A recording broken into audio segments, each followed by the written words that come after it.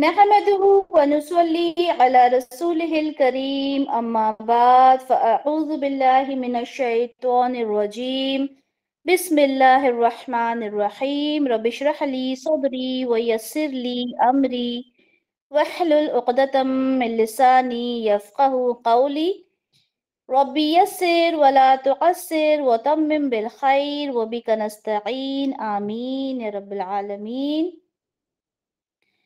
हम लोग सूरह अहज़ाब हमारे 30 आयत तक हमने कंप्लीट की थी। इंशाल्लाह आज हम आयत नंबर 31 से उसका आगाज करेंगे।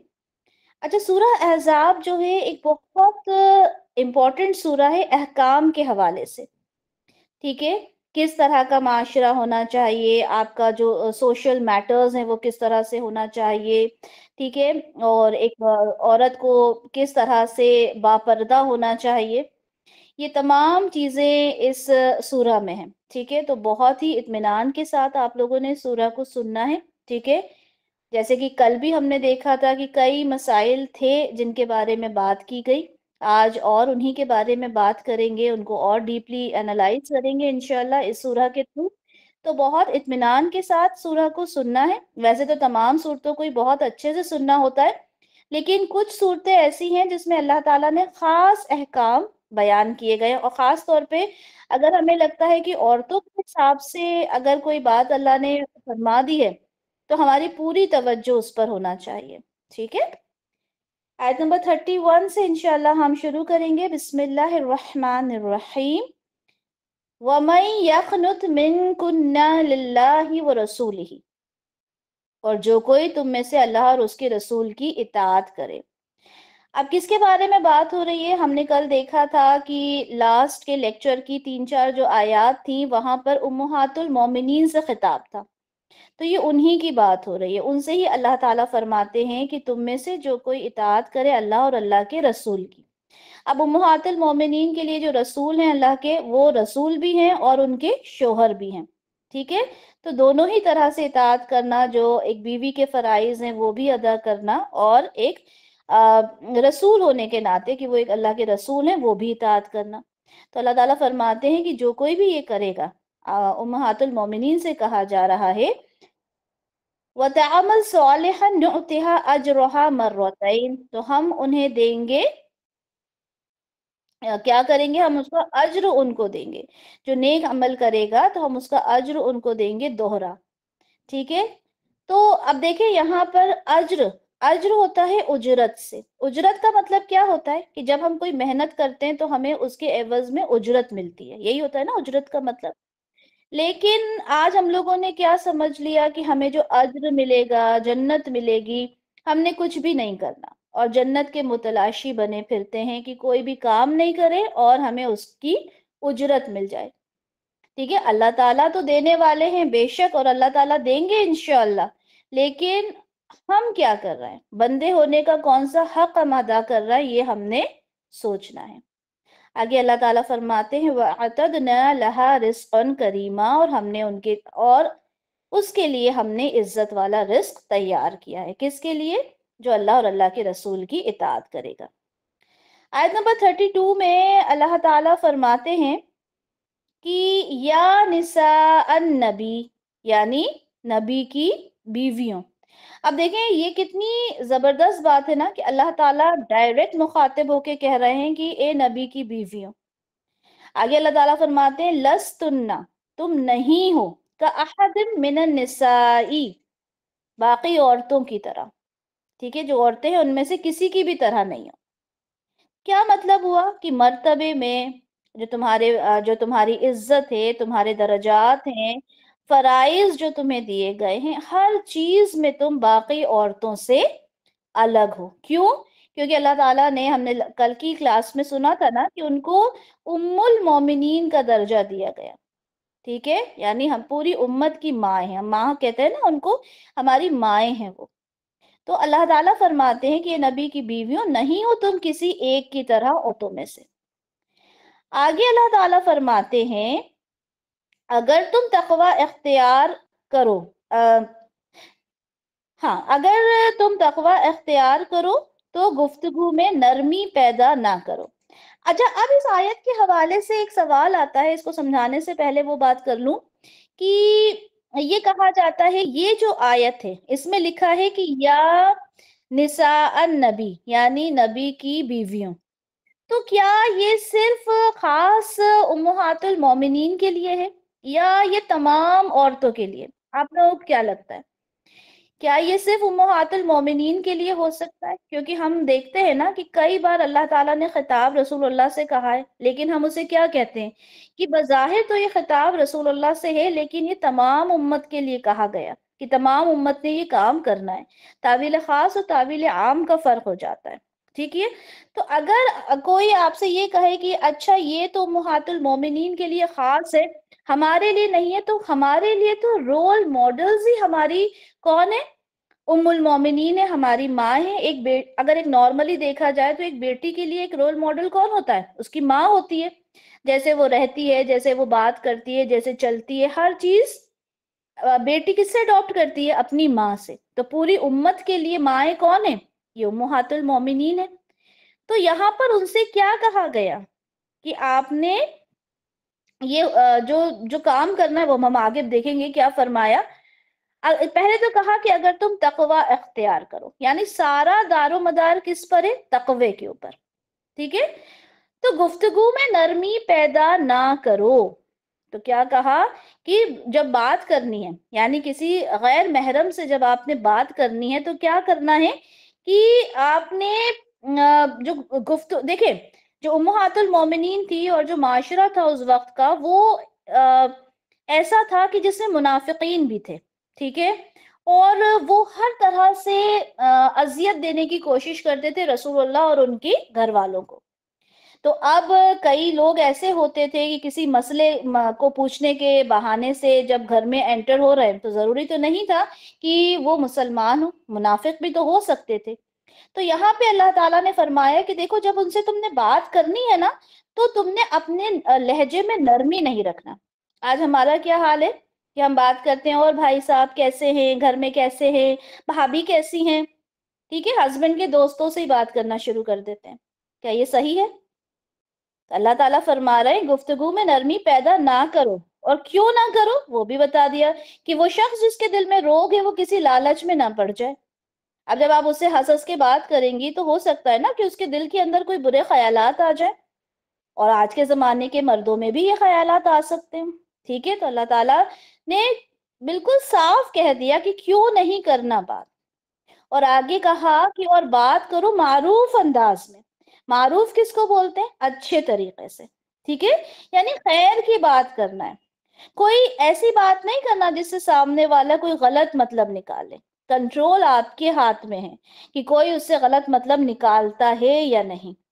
اب یہاں پہ نہ تو مردوں سے کہا کہ آپ نے عورتوں سے بات نہیں کرنا، نہ ہی عورتوں سے کہا کہ مردوں سے بات نہیں کرنا، لیکن طریقہ بتا دیا کیسے بات کرنا ہے اور کیسے نہیں کرنا، ٹھیک ہے؟ لہجے کے اندر ایک ہوتا ہے نا کہ بڑے ہی نرم انداز میں بات کرنا ہے، نہیں، سختی کا لہجہ رکھنا ہے اور معروف انداز میں بات کرنا ہے تاکہ سامنے والے کو کوئی غلط فہمی نہ ہو جائے۔ اس میں کچھ آیات ایسی ہیں جس میں میں تھوڑا سا ٹائم زیادہ لوں گی، ٹھیک ہے؟ کیونکہ یہاں پر جتنے سٹوڈنٹس موجود ہیں ہم سب خواتین ہیں، ٹھیک ہے؟ اور عورت ہونے کے ناطے ہمیں ضروری ہے کہ ہم اللہ کے احکام کو بہت اچھی طرح سے جانیں، جنہیں ہم نے یہ کہیں کہ پسے پشت ڈال دیا، ہم سمجھنا چاہتے ہی نہیں کہ اچھا قرآن میں یہ بھی ہے کیا، ٹھیک ہے؟ تو یہ چیزیں ہمیں معلوم ہونا چاہیے۔ آیت نمبر 33 میں اللہ تعالیٰ فرماتے ہیں وَقَرْنَ فِي بُيُوتِكُنَّ، قرنا قرار پکڑو، یا پھر یہ کہا جا سکتا ہے کہ وقار کے ساتھ رہو۔ کہاں رہو؟ فی بیوتکن، اپنے گھروں میں۔ اب آج کل کی عورتیں کیا کہتی ہیں کہ سیلف ڈیپینڈنٹ ہوں، کیا گھر سے باہر نہ نکلوں، ٹھیک ہے؟ کیا گھر میں ہی رہتے رہتے زندگی گزار دوں، ایسی دنیا سے چلی جاؤں؟ تو یہاں تو اللہ تعالیٰ خود فرما رہا ہے کہ قرار پکڑو گھروں کے اندر، تو یہ تو اللہ حکم دے رہے ہیں۔ اللہ کی کوئی بات کیا ہوتی ہے؟ حکم ہی ہوتی ہے نا۔ اللہ تعالیٰ فرما رہے ہیں کہ قرار پکڑو اپنے گھروں میں، لیکن یہ بھی نہیں کہا کہ گھر سے باہر نہ نکلو۔ کیوں؟ کیونکہ آگے اللہ تعالیٰ کہہ رہے ہیں کہ وَلَا تَبَرَّجْنَا، وَلَا تَبَرَّجْنَا، تبرج کہتے ہیں ظاہر کرنے کو، ٹھیک ہے؟ نمایاں کرنے کو۔ ٹھیک ہے، برج خوبصورتی نمایاں کرنے کو، روشن کرنے کو کہا جاتا ہے، وہ چیز جو دور سے نمایاں ہو جائے۔ آپ عمارات ہوتی ہیں بڑی بڑی، ان کو بھی آپ دیکھتے ہوں گے برج لگا رہتا ہے ان کے نام کے آگے۔ سب سے بیسٹ اگزامپل برج خلیفہ، کیا ہے وہ؟ خوبصورت، دور سے نمایاں ہونے والی چیز۔ تو اللہ تعالیٰ کیا فرما رہے ہیں؟ وَلَا تَبَرَّجْنَا، ظاہر مت کرو۔ کیا ظاہر مت کرو؟ اپنی زینت کو۔ زینت کیسے ظاہر ہوتی ہے؟ زینت ایسے ظاہر ہوتی ہے کہ آپ نے تنگ کپڑے پہنے ہیں، آپ نے پتلے اتنے کپڑے پہنے ہیں کہ آپ کا جسم دکھ رہا ہے۔ اچھا، آپ نے جیولری پہنی ہوئی ہے اتنی زیادہ ہیوی کہ آپ کی زینت نمایاں ہو رہی ہے، ٹھیک ہے۔ آپ نے ہیوی میک اپ کیا ہوا ہے، آپ کے چہرے کا ہر ایک جو حصہ ہے وہ نظر آ رہا ہے۔ آپ اپنے آج کل تو کانٹور، ہائی لائٹ، کیا کیا کیا جاتا ہے، ہم بالوں کو کیا کرواتے ہیں؟ ہائی لائٹ کرواتے ہیں، ٹھیک ہے۔ تو اب اس میں یہ سوال نہ ہو جائے کیا یہ سب کرنا منع ہے؟ کیا ہم میک اپ نہ کریں؟ کیا ہم بالوں میں خوبصورتی نہ کریں؟ کیا ہم اچھے کپڑے نہ پہنیں؟ سب کچھ پہنیں، لیکن دکھاوا نہیں کرنا، دکھانا نہیں ہے۔ کس کو نہیں دکھانا؟ غیر محرم کو نہیں دکھانا، ٹھیک ہے۔ آپ بالوں کو خوبصورت بنا رہی ہیں، بالکل دکھائیں، لیکن اپنے محرم کو، ٹھیک ہے۔ آپ تیار ہوتی ہیں، بالکل ہوں، لیکن محرم کے لیے۔ یہاں اللہ تعالیٰ نے صاف طور پہ کہہ دیا، یعنی حکم فرما دیا، کیا؟ کہ تم اپنے گھروں میں قرار پکڑو اور مت نکلو بن سور کر۔ کس طرح نہ نکلو؟ اس طرح مت نکلو جیسے کہ دور جاہلیت میں نکلا کرتے تھے۔ دور جاہلیت کون سا ہے؟ اسلام آنے سے پہلے۔ اب اسلام آنے سے پہلے عورتیں کیا کرتی تھیں کہ بہت سج سور کے نکلتی تھیں۔ اگر میں بات کروں کہ آج کے زمانے کی عورت بھی تو یہی کرتی ہے نا، سج سور کے نکلتی ہے، اور اتنی ٹائٹ جینز ہوتی ہیں، ان کے اوپر کے ٹاپس اتنے ٹائٹ ہوتے ہیں، اور وہ آدھا اس میں جسم نظر آ رہا ہوتا ہے، یہی ہے نا۔ اور اسی کو ہم آج کل ماڈرنائزیشن کہتے ہیں۔ تو یہ ماڈرنائزیشن نہیں ہے، یہ جاہلیت ہے۔ اگر آپ فل ابایا میں ہیں، شرعی آپ نے پردہ کیا ہوا ہے، گلوز بھی پہنے ہوئے ہیں، اور چہرے پہ بھی پورا کورڈ ہے آپ کا، آپ نے پوری طرح سے اپنے آپ کو کور کیا ہوا ہے، تو آپ کو کوئی کیا کہے گا؟ یہ جاہل عورت ہے، یہی کہتا ہے نا۔ تو یہاں پہ اللہ تعالیٰ فرما رہے ہیں کہ جاہلیت کی عورتوں کی طرح بن سور کے مت نکلو، اپنی اپنی جو زینت ہے اس کو چھپا کر رہو، ٹھیک ہے۔ اور آگے اللہ تعالیٰ فرماتے ہیں وَأَقِمْنَا الصَّلَاةَ وَآتِينَا الزَّكَاةَ۔ اچھا، یہ تمام چیزیں عورتوں سے ہی کہی جا رہی ہیں۔ یہ جتنے جو بھی یہاں پہ جو باتیں آ رہی ہیں، جو آپ کو ورڈز نظر آ رہا ہے نا، اقمنا، آتینا، یہ سب عورتوں کے لیے ہے، ٹھیک ہے۔ عورتوں کو مخاطب کر کے کہا جا رہا ہے کہ نماز قائم کرو، زکوٰۃ عطا کرو، ٹھیک ہے، اور اطاعت کرو اللہ اور اللہ کے رسول کی۔ اچھا، اب آپ یہ دیکھیں کہ ایک ہی آیت کے اندر سب سے پہلے تو کہا گیا گھروں میں رہو، پھر کہا گیا کہ دور جاہلیت کی عورتوں کی طرح بن سور کے نہ نکلو، پھر کہا گیا نماز قائم کرو اور زکوٰۃ ادا کرو۔ اب زکوٰۃ اور نماز کیا ہے؟ فرض ہے نا، فرض چیزیں ہم سب جانتے ہیں۔ اب یہ بتائیں کہ فرض چیز کے ساتھ اگر یہ چیزیں ایڈ کر کے دی گئی ہیں تو اس کا کیا مطلب ہوا؟ اس کا یہی مطلب ہوا نا کہ یہ بھی ضروری چیز ہے، نہیں تو اللہ تعالیٰ کیوں نماز اور زکوٰۃ کے ساتھ ان باتوں کا ذکر کرتے ہیں؟ تو سوچنے کی چیز ہے۔ تو اللہ تعالیٰ نے ہمیں گھروں میں رہنے کی اجازت دی ہے، اور یہ نہیں کہا کہ باہر نہ نکلو، نکلو، لیکن اتنا بن سور کے نہ نکلو جیسے دور جاہلیت میں نکلتی تھی، بلکہ اپنی زینت کو چھپا کے نکلو۔ آگے اللہ تعالیٰ فرماتے ہیں اللہ تو بس یہی چاہتا ہے کہ اے نبی کے گھر والوں، کہ وہ دور کر دے تم سے ناپاکی کو اور تمہیں خوب اچھی طرح پاک کر دے۔ جب ان تمام چیزوں کو اپناتے ہوئے، جب اللہ کے رسول کی جو بیویاں ہیں، جب وہ یہ تمام چیزوں کو اپناتے ہوئے چلیں گی تو کیا ہے؟ اللہ تعالیٰ فرماتے ہیں ہم تو اس لیے یہ چاہتے ہیں تاکہ ناپاکی کو پوری طرح سے دور کر دیا جائے۔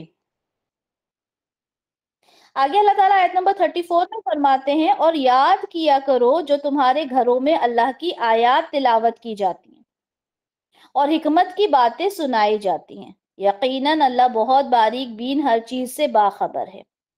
اب دیکھیں جو رسول اللہ صلی اللہ علیہ وسلم ہیں، ان کے گھر میں کیا ہوتا تھا؟ قرآن جو تھا وہ وحی کے تھرو نازل ہوتا تھا، ٹھیک ہے، اور وہیں سے آگے وہ اس کا سلسلہ شروع ہوا۔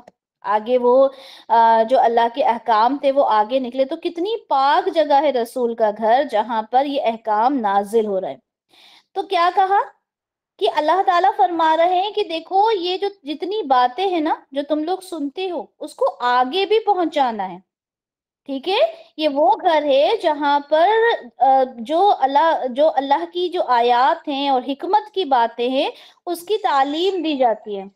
تو اب تمہاری ذمہ داری بھی سخت ہے کہ اس کو تم نے آگے لے کر جانا ہے. آگے آیت نمبر 35 آ رہی ہے جس میں ہمیں وہ پوائنٹس نظر آتے ہیں جو کہ ضروری ہیں اگر آپ اللہ کے پسندیدہ بندہ یا بندی کہہ لیں بننا چاہتے ہیں. تو ٹھیک ہے، تو آپ کو اگر اللہ کا پسندیدہ بندہ بننا ہے، اللہ کی رضا حاصل کرنی ہے، تو آپ نے کیا کیا کوالٹیز ہیں جو اپنانی ہیں، اور یہ دیکھنا بھی ہے، اپنا انٹروسپیکشن بھی کرنا ہے کہ وہ تمام چیزیں آپ کے اندر ہیں یا نہیں ہیں. سب سے پہلی بات کیا ہے؟ ان المسلمین والمسلمات. کیا کہا کہ آپ نے کیا ہونا ہے؟ مسلمان ہونا ہے. مسلمان کیا ہوتا ہے؟ اللہ کی حکم کے آگے سرخم تسلیم کرنے والا، کہ آپ اللہ کی ہر بات پہ سر جھکا دو. اس کے بعد والمؤمنین والمؤمنات، اور یہ ایک ایسی آیت ہے جس میں مرد اور عورت دونوں سے اللہ تعالیٰ مخاطب ہوئے ہیں. یہاں پہ جو جینڈر ایکویلٹی کی بات آج کی جاتی ہے، اللہ تعالیٰ نے دیکھیں بالکل بھی فرق نہیں کیا مرد اور عورت میں. اللہ تعالیٰ نے یہاں پر مسلمین مسلمات، مؤمنین مؤمنات، تو تمام یعنی مرد سے بھی اور عورت سے بھی مخاطب ہو کر اللہ نے فرمایا کہ دیکھو عبادت کے لحاظ سے ایک مرد ایک عورت الگ نہیں ہے. ہاں احکام ہیں جو الگ الگ ہیں. تو یہاں پر سب سے پہلی جو صفت ہے وہ کیا ہے کہ مسلمان ہو، یعنی اللہ کے ہر بات کو ماننے والا. مومن ہونا چاہیے. مومن کون ہوتا ہے؟ مومن وہ ہوتا ہے جو دل سے یقین، زبان سے اقرار اور عمل سے اس چیز کو ثابت کرے. ٹھیک ہے، اس کے بعد نیکسٹ جو اس کی جو صفت بتائی گئی ہے وہ کیا ہے؟ والقانتین والقانتات. اچھا، یہ بنا ہے قنوت سے یہ لفظ، ٹھیک ہے، جس کا مطلب ہوتا ہے پورے یقین کے ساتھ اور ثابت قدمی کے ساتھ ہر حال میں اللہ کا بندہ بننا، اللہ کے احکام کو ماننے والا. اس کے بعد فرمایا والصادقین والصادقات، ٹھیک ہے، سچ بولنے والا. والصابرین والصابرات، صبر کرنے والا. والخاشعین والخاشعات، عاجزی کرنے والا. یہ مرد اور عورت دونوں کے لیے آ رہا ہے، ٹھیک ہے. والمتصدقین والمتصدقات، صدقہ دینے والے، مرد بھی اور عورتیں بھی. والصائمین والصائمات، روزہ رکھنے والے، مرد بھی اور عورتیں بھی.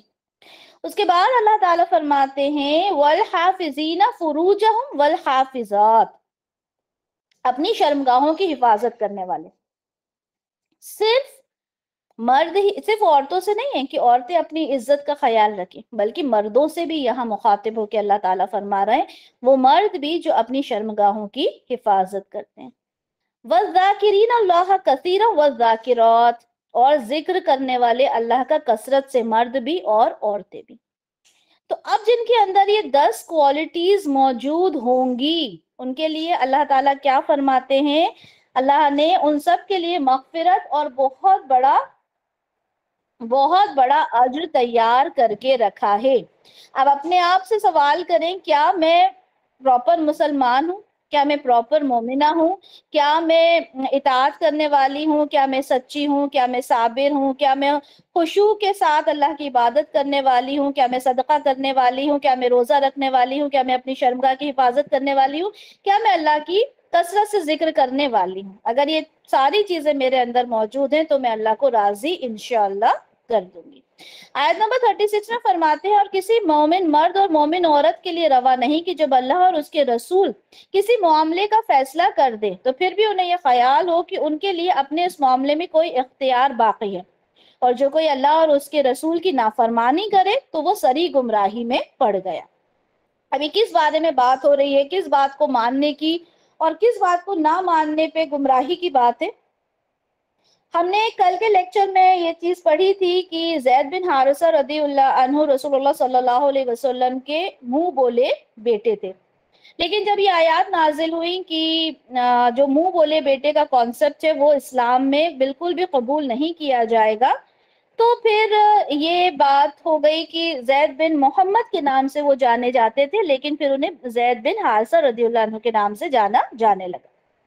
اچھا، پھر اللہ کی طرف سے یہ حکم ہوا کہ ان کا نکاح زینب بنت جحش رضی اللہ عنہا سے کر دیا جائے، یہ اللہ کا حکم تھا۔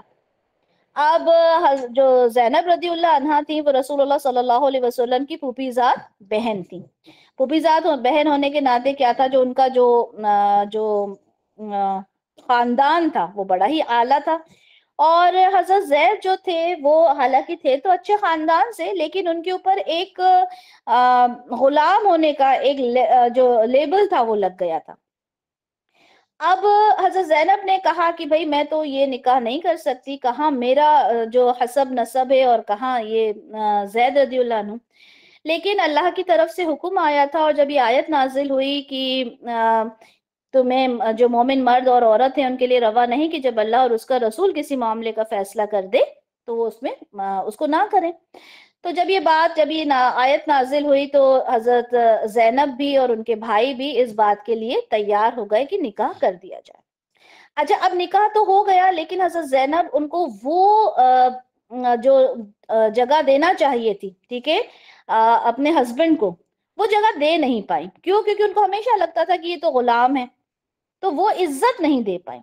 اب یہ بات جو زید رضی اللہ عنہ تھے انہوں نے جا کے رسول اللہ سے کہی کئی بار کہ دیکھیں میں وہاں پہ نہیں، مطلب میرا ایڈجسٹمنٹ ہو پا رہا، جو بھی انہوں نے ساری باتیں کی، لیکن رسول اللہ نے ان سے کہا کہ آپ ایڈجسٹ کریں۔ ٹھیک ہے، اگلی آیت میں دیکھتے ہیں، باقی چیزیں انشاءاللہ کلیئر ہو جائیں گی۔ آیت نمبر 37، اے نبی جب آپ کہتے تھے اس شخص سے جس پر اللہ نے بھی انعام کیا اور آپ نے بھی انعام کیا، کس کی بات ہو رہی ہے؟ کس پر انعام کیا گیا؟ زید رضی اللہ عنہ۔ کیا انعام کیا گیا؟ دیکھیں کہ اللہ کے ساتھ رہے، وہ اللہ نے انہیں اپنا بیٹا بنایا تھا، ان کے ساتھ رہے تھے، ٹھیک ہے۔ تو یہ آیت جب نازل ہوئی تب انہوں نے کہا کہ یہ میرا مطلب جو بیٹے کے اس سے پھر ان کو ہٹا کے ان کا نام زید بن حارثہ ہو گیا، ان کے والد کا نام آیا۔ تو اللہ نے اور اللہ کے رسول نے ان کے اوپر انعام کیا تھا کہ اپنی بیوی کو اپنے پاس روکے رکھو۔ تو انہوں نے یہ کہا تھا رسول اللہ نے کہ اپنی بیوی کو اپنے پاس روکے رکھو، چلانے دو جیسے چلتا ہے، لیکن ہوا کیا؟ ہوا یہ کہ بات بہت زیادہ جو تھی وہ مشکل ہوتی جا رہی تھی۔ اب اللہ کا یہ حکم ہوا رسول اللہ کو کہ اب آپ نے جب حضرت زید جو ہیں جب وہ طلاق دے دیں، ٹھیک ہے، ساری کوششیں ہو گئی، طلاق پہ بات آ گئی، اب جب وہ طلاق دیں گے تو آپ نے زینب رضی اللہ عنہا سے کیا کرنا ہے؟ نکاح کرنا ہے۔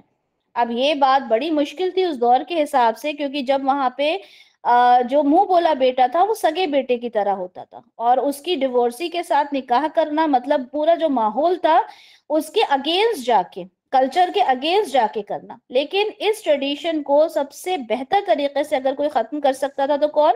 رسول اللہ کر سکتے تھے۔ بات تو ہو گئی تھی، آیتیں تو نازل ہو گئی تھی، لیکن اس کے باوجود ایک پوری طرح سے کہتے نا اس بات کو سیل کر دینا، اس کے لیے ضروری تھا کہ رسول اللہ کوئی ایسا قدم اٹھاتے، ایسا کوئی عمل میں لے کر آتے بات کی، یہ بات کلیئر ہو جاتی۔ اب رسول اللہ سے کہا گیا اللہ کی طرف سے کہ اب آپ نے ان سے نکاح کرنا ہے۔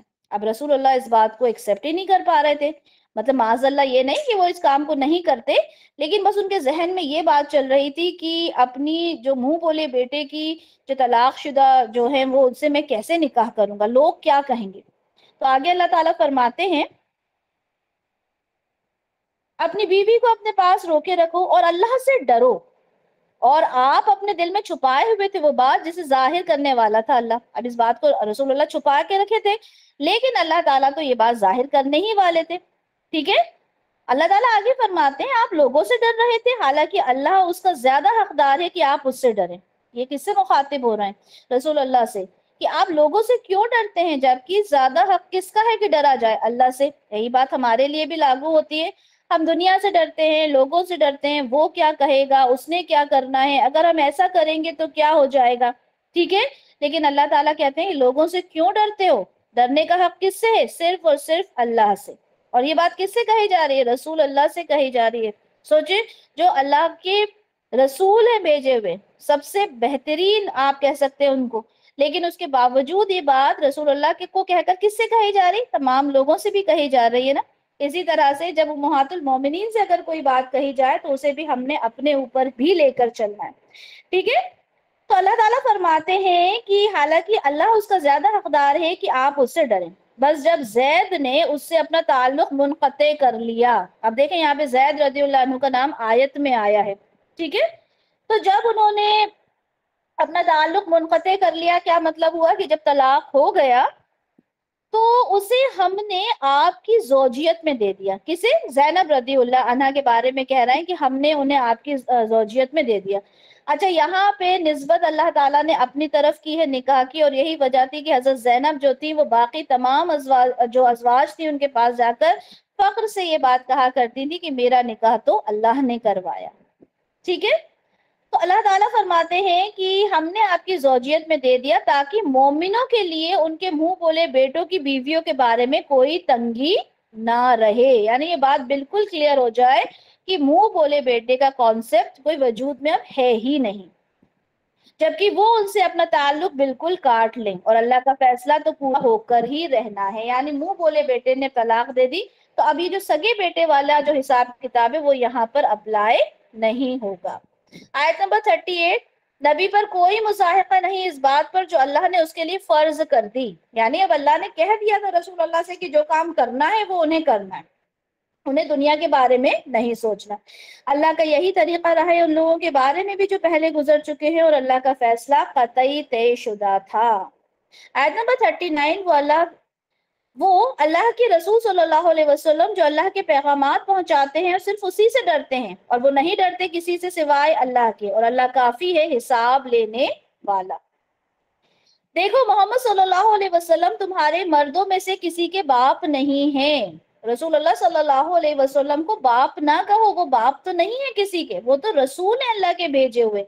ये मुंह बोले बेटे जो बने हुए थे जैद रदियल्लाहु अन्हु, वो सहाबा में से हैं, ठीक है, रसूल अल्लाह के बेटे नहीं हैं। अल्लाह ताला फरमाते हैं कि उनमें वो किसी मर्दों के बाप नहीं है, और वलाकिन रसूलुल्लाह, लेकिन वो रसूल हैं अल्लाह के, वो खातमन नबीयीन। अब ये वाली जो आयत है ना, वो खातमन नबीयीन, ये बात इस बात पे मोहर लगा देती है कि वो आखिरी नबी है। अब आके चाहे कोई कितना भी चिल्लाना शुरू कर दे कि मैं नबी हूं, मैं नबी हूं, मैं नबी हूं, तो हमने उस बात को हरगिज नहीं मानना, ठीक है, क्योंकि अल्लाह ताला ने तो फरमा दिया कि आखिरी नबी है, उसके आगे कोई नबी आना ही नहीं है। वकान अल्लाहु बिकुल्लि शैइन अलीमा, अल्लाह ताला हर चीज का इल्म रखने वाला है। अल्लाह ताला फरमाते हैं या अय्युहल्लज़ीना आमनुज़्कुरुल्लाह ज़िक्रन कसीरा, ए ईमान वालो अल्लाह का जिक्र किया करो कसरत के साथ, सुबह और शाम उसकी तस्बीह करते हुए। अल्लाह के अज़कार, जो अल्लाह ने जो अज़कार बताए हैं उनको सुबह और शाम हर मोमिन, हर मुसलमान ने अदा करना है। वही है जो रहमतें भेजता रहता है तुम पर और उसके फरिश्ते भी, ताकि निकाले तुम्हें अंधेरों से रोशनी की तरफ, और अहले ईमान के हक में वो बहुत मेहरबान है। कब निकालेगा अल्लाह ताला गुमराहियों से आपको बाहर? तब निकालेगा ना जब आप अल्लाह का जिक्र करेंगे, आपका दिल उसके अस्कार से पूरा रोशन हो जाएगा। उस वक्त जिस दिन वो उससे मिलेंगे तो उनकी दुआ सलाम होगी, और उसने तैयार कर रखा है उनके लिए बहुत बाइज्जत अज्र। जब वो मिलेंगे, हो सकता है फरिश्तों की बात हो रही हो कि जब फरिश्ते मिलेंगे तो सलाम करेंगे, या हो सकता है कि जब आपस में एक दूसरे से मुलाकात करेंगे तो सलाम कहेंगे, और अल्लाह ताला ने उनके लिए बहुत ही बाइज्जत अज्र रखा हुआ है। ए नबी, यकीनन हमने भेजा है आपको गवाह बनाकर और बशारत देने वाला और खबरदार कर देने वाला, और अल्लाह की तरफ बुलाने वाला उसके हुक्म से, और एक रोशन चिराग बनाकर। कितनी खूबसूरत बातें यहाँ पे अल्लाह के रसूल के लिए कही गई। गवाह बना के भेजा है, बशारत वाला बना के भेजा है, खबरदार करने वाला बना के भेजा है, अल्लाह की तरफ बुलाने वाला बना के भेजा है, और एक रोशन चिराग बनाकर भेजा है। कितनी सारी सिफात यहाँ पे बयान कर दी गई। और आप अहले ईमान को बशारत दे दीजिए कि उनके लिए अल्लाह की तरफ से बहुत बड़ा फजल है। اور آپ ان کافروں اور منافقوں کی باتوں پر دھیان نہ کریں اور ان کی ایذا رسانی کو نظر انداز کر دیں اور اللہ پر توکل کریں، اور اللہ کافی ہے آپ کے لیے مددگار کے طور پر۔ یہاں پہ ہم نے دیکھا شروع سے کہ رسول اللہ صلی اللہ علیہ وسلم جب بھی پریشان ہوتے تو اللہ کی طرف سے وحی آ جاتی کہ دیکھیں ان لوگوں کی باتوں پہ آپ نے پریشان نہیں ہونا، ٹھیک ہے، ان کی جو بھی آپ کو پریشانی دے رہے اس کو آپ نے نظر انداز کر دینا ہے۔ توکل کس پر کرنا ہے آپ کو؟ اللہ پر۔ وَتَوَكَّلْ عَلَى اللَّهِ وَكَفَى بِاللَّهِ وَكِيلًا۔ آیت نمبر 49، اہل ایمان جب تم مومن خواتین سے نکاح کرو پھر انہیں طلاق دے دو قبل اس سے کہ انہیں چھو، تو تمہاری طرف سے ان پر کوئی عدت لازم نہیں جس کی تم انہیں گنتی پوری کرواؤ، بس انہیں کچھ دے دلا کر بڑی خوبصورتی کے ساتھ رخصت کر دو۔ ایک بہت امپورٹنٹ آیت ہے یہ، ٹھیک ہے۔ اس میں کیا کہا گیا کہ دیکھو جب تم شادی کرو، تمہارا نکاح ہوا، ٹھیک ہے، مومن خواتین سے تمہارا نکاح ہوا، اب وہ رخصت ہو کے تمہارے گھر میں آئی نہیں اور تم نے ان کو طلاق دے دیا۔ ہوتا ہے نا کہ کئی باری یا تو ودا ہونے سے پہلے ہی کچھ اس طرح کے ڈفرینسز ہو جاتے ہیں، ٹھیک ہے، مطلب میاں بیوی تو ہو گئے، تو نکاح تو ہو گیا، لیکن ابھی وہ رخصت ہو کے اپنے سسرال گئی نہیں، اور اس طرح کی کنڈیشنز ہو جاتی ہیں کہ طلاق پہ بات آ جاتی ہے۔ تو اب جب طلاق ہو گیا تو یہاں پہ کیا کہا گیا، اب اس لڑکی کی عدت نہیں ہے کیونکہ وہ رخصت ہو کے گئی نہیں۔ اب یہاں سے یہ بھی پتا چلا کہ عدت کیوں ضروری ہوتی ہے، حمل ٹھہرنے کے لیے، یہ دیکھنے کے لیے کہ اس سے وہ حاملہ ہوتی ہے یا نہیں۔ لیکن جب وہ اس کے پاس گئی نہیں، اس نے اس کو چھوا ہی نہیں، تو یہاں پر حاملہ والی بات بھی نہیں آتی، تو عدت کا بھی کوئی سوال نہیں اٹھتا، تو یہاں پہ عدت نہیں ہے۔ اچھا، پھر کہا بس انہیں کچھ دے دلا کر بڑی خوبصورتی کے ساتھ رخصت کر دو۔ کچھ دے دلا کے، اگر مہر مقرر ہو گیا تھا تو آدھا مہر دینا ہوگا، ٹھیک ہے، مہر اگر مقرر تھا تو آدھا، اور اگر نہیں مقرر تھا تو اپنی طرف سے اپنی استطاعت کے حساب سے آپ نے کچھ دے کر اور اچھی طریقے سے، ٹھیک ہے، اچھی خوبصورتی سے آپ نے ودا کرنا ہے، یہ نہیں لڑائی جھگڑوں کے ساتھ۔ بڑا مشکل ہوتا ہے نا یہ کام بھی، کہ ظاہر سی بات ہے کہ جب شادی ٹوٹی اور اس کی رخصتی بھی نہیں ہوئی تو obviously بہت ہی ماحول جو تھا وہ ٹینشن والا رہا ہوگا، یہی ہوتا ہے نا۔ لیکن اللہ تعالیٰ نے کیا کہا کہ ایسے وقت میں بھی تم نے اس کو کچھ دے دلا کے جو ماحول ہے وہ بڑا ہی اچھا رکھنا ہے، پرسکون کے ساتھ، خوبصورتی کے ساتھ اس کو ودا کر دینا ہے۔ آیت نمبر 50، آیت نمبر 50 میں ہم دیکھ لیتے ہیں کہ یہاں پہ تمام باتیں جتنی بھی آپ کو نظر آئیں گی یہ سب رسول اللہ کے لیے خاص ہیں، ٹھیک ہے، یہ اس کا کسی بھی اور دوسرے مرد سے اس کو ریلیٹ نہیں کیا جائے گا، ٹھیک ہے، صرف اور صرف یہ رسول اللہ کے لیے ہے۔ اللہ تعالیٰ فرماتے ہیں کہ یہ نبی ہم نے آپ کے لیے حلال ٹھہرایا ہے آپ کی تمام ازواج کو جن کے مہر آپ نے ادا کیے۔ اب جن کے مہر آپ نے ادا کیے سے مطلب کیا ہے کہ جو ازواج محترات تھی رسول اللہ کی، ان کے بارے میں بات ہو رہی ہے جن سے آپ نے نکاح کیا، ٹھیک ہے۔ اچھا، اب جب نکاح کا جو کانسیپٹ تھا وہ کیا تھا کہ 4 جو نکاح تھے وہ الاؤڈ تھے، ٹھیک ہے، اور اس کے آگے نکاح کرنا منع تھا اسلام میں، ٹھیک ہے۔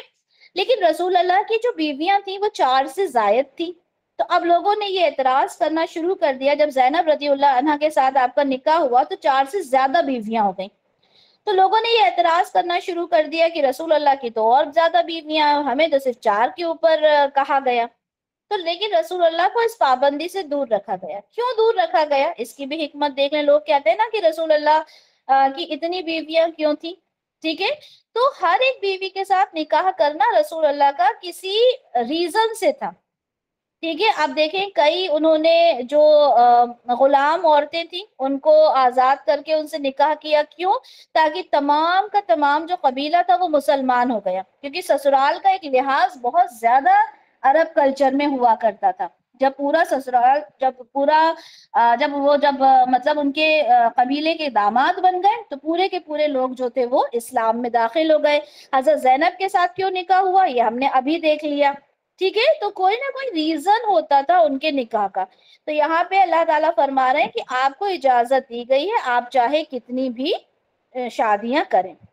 اے نبی ہم نے آپ کے لیے حلال ٹھہرایا ہے آپ کی ان تمام ازواج کو جن کے مہر آپ نے ادا کر دیے، ٹھیک ہے۔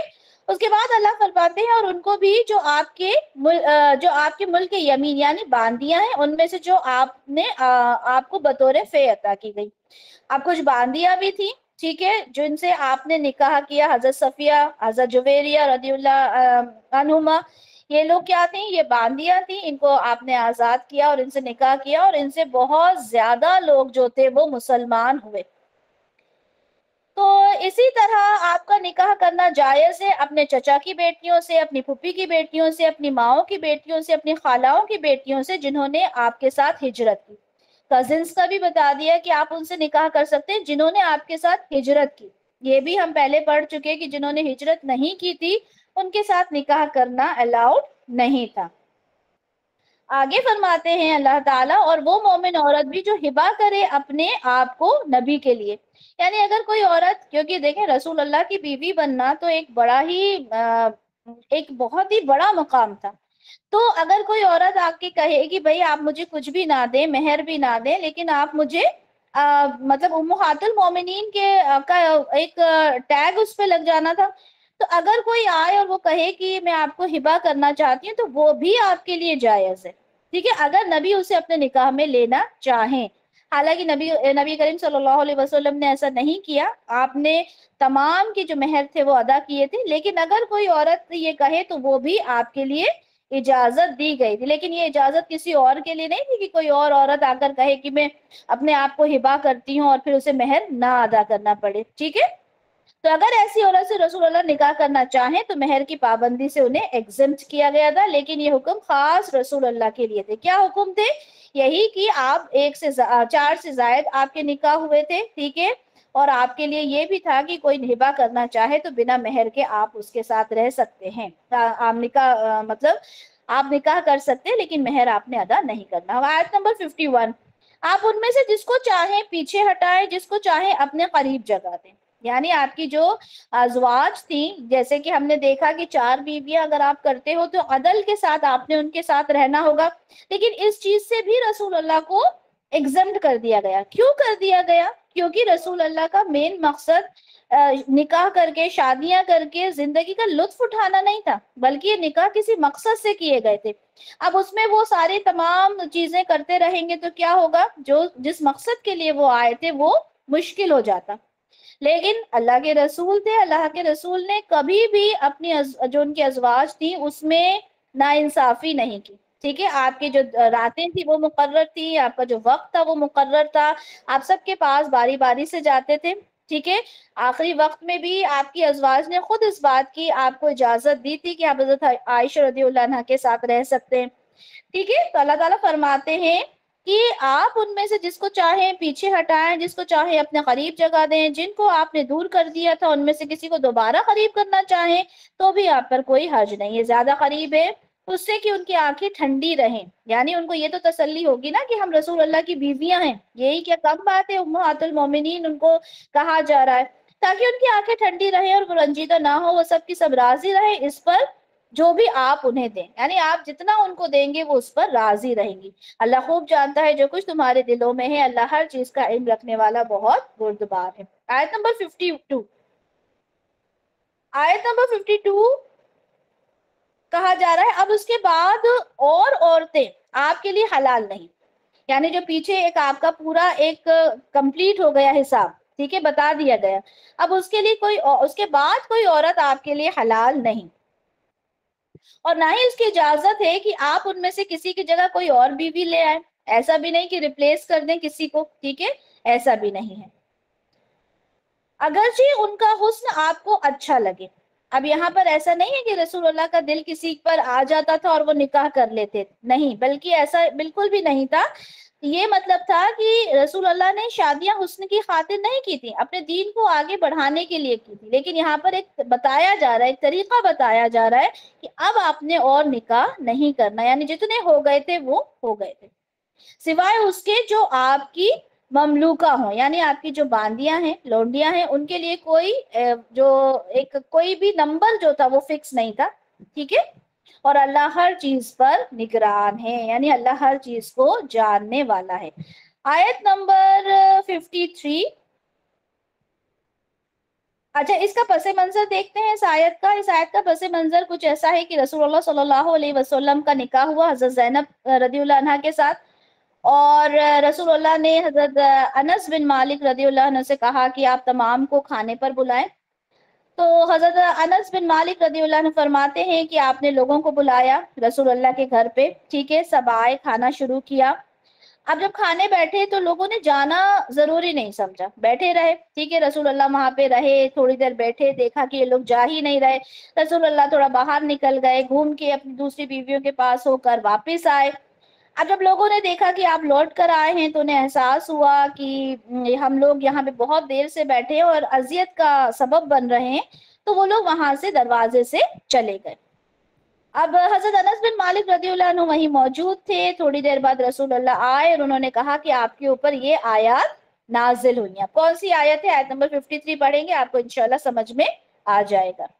اے اہل ایمان مت داخل ہو جایا کرو نبی کے گھروں میں مگر یہ کہ تمہیں کسی کھانے پر آنے کی اجازت دی جائے، نہ انتظار کرتے ہوئے کھانے کی تیاری کا. ہاں جب تمہیں بلایا جائے تب داخل ہوا کرو، پھر جب کھانا کھا چکو تو منتشر ہو جایا کرو اور باتوں میں لگے ہوئے بیٹھے نہ رہا کرو. ٹھیک ہے، آپ سمجھ میں آ رہا ہوگا اس کا پس منظر سننے کے بعد. تمہاری یہ باتیں نبی کے لیے تکلیف کا باعث تھی مگر وہ آپ لوگوں سے جھجک محسوس کرتے ہیں اور اللہ حق بات کو سے نہیں جھجکتا. اور جب تمہیں نبی کریم صلی اللہ علیہ وسلم کی بیویوں سے کوئی چیز مانگنی ہو تو پردے کی اوٹ سے مانگا کرو. یہ طرز عمل زیادہ پاکیزہ ہے تمہارے دلوں کے لیے بھی اور ان کے دلوں کے لیے بھی، اور تمہارے لیے جائز نہیں کہ تم اللہ کے رسول کو ایذا پہنچاؤ، اور نہ یہ جائز ہے کہ تم نکاح کرو آپ کی بیویوں سے آپ کے بعد کبھی بھی. یقیناً اللہ کے نزدیک یہ بہت بڑی بات ہے. اب یہاں پر پہلے تو یہ بات ہو گئی کہ اگر آپ کسی کے گھر جائیں، یہ تو رسول اللہ کے لیے خاص ہے، لیکن عام اس پہ بھی دیکھیں تو آپ کسی کے گھر پہ بنا اجازت کے نہ جائیں. ایسا نہ ہو کہ کھانے پہ تو دعوت دی ہے اور آپ دوپہر سے ہی پہنچ گئے، ٹھیک ہے، اب سامنے والے کو تیاریاں کرنے میں بھی مشکل ہو رہی ہے. جب کھانا کھا چکو تو سامنے والے کو دن بھر سے انسان محنت کرتا ہے، ٹھیک ہے، تیاریاں کرتا ہے، اب وہ آپ سے بات کرنے کے لیے بیٹھا ہے، وہ چاہتا ہے گھر کو بھی آرگنائز کرے، آپ لوگ جائیں، اب آپ اس کے گھر سے اٹھ ہی نہیں رہے. تو یہ ساری چیزیں اخلاق کے خلاف ہیں. اللہ تعالیٰ فرماتے ہیں آگے کہ اگر جب آپ جو امہات المومنین ہیں ان سے کچھ چیز مانگے تو پردے کی اوٹ سے مانگا کریں. اب اس سے کیا پتا چلتا ہے کہ اگر ہمارے گھر میں کوئی آتا ہے، ٹھیک ہے، غیر محرم ہے ہمارا، تو اگر ہمیں کوئی ضرورت پڑ گئی کچھ لینے دینے کی تو ہم نے پیچھے سے دینا ہے، ٹھیک ہے، سامنے نہیں آنا. کیوں؟ کیونکہ یہ پردہ ہے. اور آج کل ہم لوگ کتنا پردہ کرتے ہیں یہ ہم نے اپنے آپ سے سوال کر لینا ہے. ٹھیک ہے، آگے اللہ تعالیٰ فرماتے ہیں کہ یہ امہات المومنین ہے، ام المومنین ہے، مائیں ہیں ہماری، تو ان کے ساتھ ظاہر سی بات ہے رسول اللہ رہے نہ رہے اب ان کے ساتھ نکاح کرنا تو پاسبل ہی نہیں ہے کیونکہ تمام امت کی یہ مائیں ہیں. تو آپ سے کہا گیا کہ تم نکاح نہ کرو آپ صلی اللہ علیہ وسلم کی بیویوں سے آپ کے بعد کبھی بھی. تو یہاں پہ بھی دیکھیں کتنی باتیں ہیں جو ہمیں بتا دی گئی. آگے اللہ تعالیٰ فرماتے ہیں خواہ تم کسی چیز کو ظاہر کرو خواہ چھپاؤ، اللہ یقیناً ہر چیز کا علم رکھنے والا ہے. آگے آیت نمبر 55 ہے، کوئی حرج نہیں ازواج نبی صلی اللہ علیہ وسلم پر ان کے باپوں کے معاملے میں. اچھا اب یہاں پر جب آیت نازل ہوئی کہ کسی بھی عورت کے گھر میں آپ نے داخل نہیں ہونا، کچھ مانگنا ہے تو پردے کی اوٹ سے مانگنا ہے، سامنا نہیں کرنا، پیچھے رہنا ہے، ٹھیک ہے، جب یہ تمام باتیں آئیں تو سوال ہی اٹھا تو کیا باپ بھائی یہ لوگ بھی گھر میں نہیں جا سکتے؟ ٹھیک ہے، نئے نئے قانون آ رہے تھے نا تو ڈر بہت لگتا تھا صحابہ کو، سوال کرتے تھے. تو یہاں پر جواب آیا کہ دیکھو ان کے جو باپ ہیں ان کے معاملے میں کوئی حرج نہیں، باپ آ جا سکتے ہیں بالکل، نہ کوئی حرج ہے ان کے بیٹوں کے بارے میں، نہ بھائیوں کے بارے میں. بھائیوں کے بیٹے کون ہوتے ہیں؟ بھائیوں کے بیٹے بھتیجے، ٹھیک ہے. بہنوں کے بیٹے کون ہوتے ہیں؟ بہنوں کے بیٹے بھانجے. تو باپ، بھائی، بھتیجا، بھانجا، اس میں کوئی اعتراض نہیں ہے.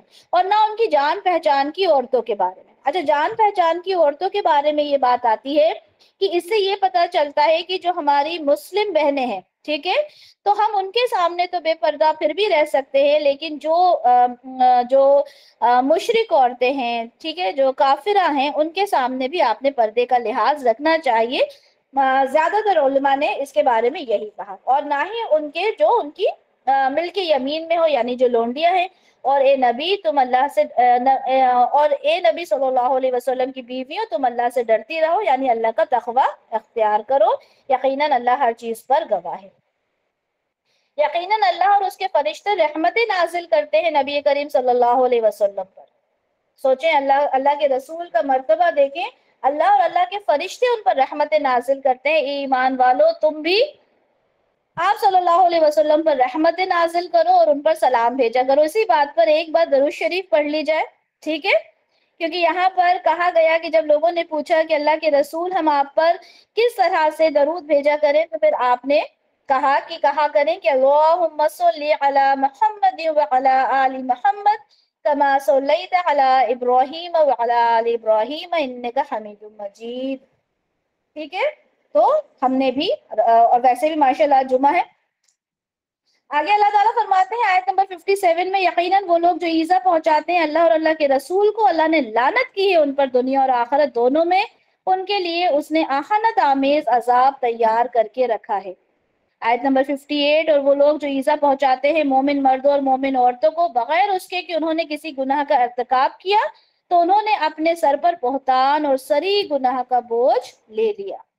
آیت نمبر 59، اے نبی کریم صلی اللہ علیہ وسلم اپنی بیویوں سے کہہ دیجئے، اپنی بیٹیوں سے کہہ دیجئے، اور کس سے کہہ دیجئے؟ مومن عورتوں سے. اب یہاں پہ دائرہ جو ہے وسیع ہو گیا، ٹھیک ہے؟ پہلے صرف ازواج کے بارے میں بات آ رہی تھی، یہاں پہ ازواج، بیٹیاں اور مومن عورتوں سب سے کہہ دیجئے. کیا کہہ دیجئے؟